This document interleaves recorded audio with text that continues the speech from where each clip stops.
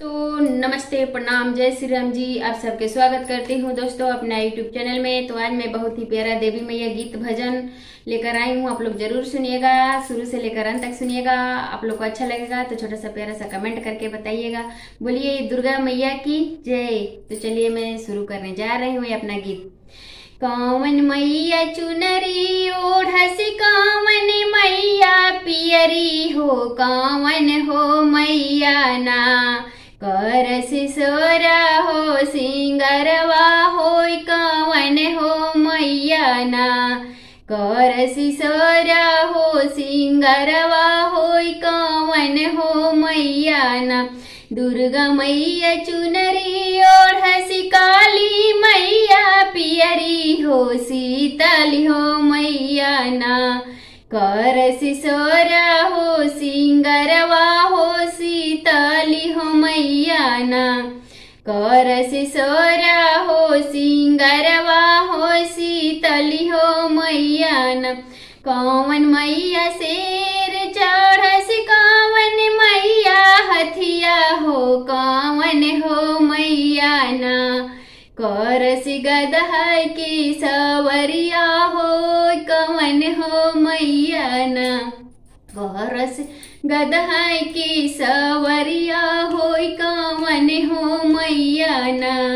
दुर्गा मैया शेर चढ़स, काली मैया हथिया हो, शीतली हो मैया ना करस गदहा की सवरिया हो, शीतली मैया ना करस गदहा की सवरिया हो, शीतली हो मैया ना।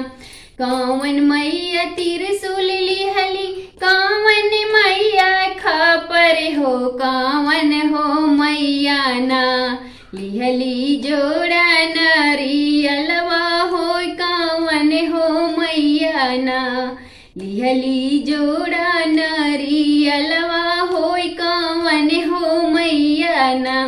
दुर्गा मैया त्रिशूल लिहली, काली मैया खापर हो, शीतली मैया ना हो, शीतली मैया ना लिहली जोड़ा नारियरवा हो, शीतली मैया ना लिहली जोड़ा नारियलवा हो, शीतली हो मैया ना।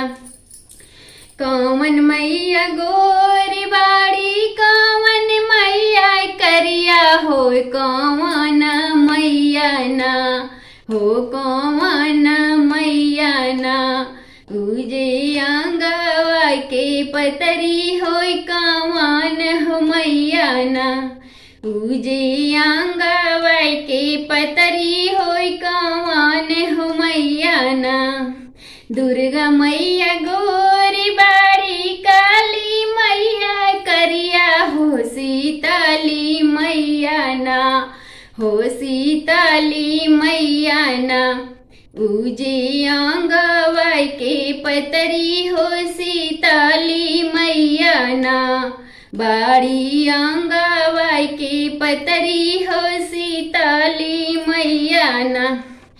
कौवन मैया बेटा दिहली, कौवन मैया बिटिया हो, कौवन मैया ना हो, कौवन मैया ना देली हमारी सुहगवा हो, कौवन हो मैया ना दिहली हमारो सुहगवा हो, कौवन हो मैया ना। दुर्गा मैया बेटा दिहली, काली मैया बिटिया हो, की शीतली मैया ना।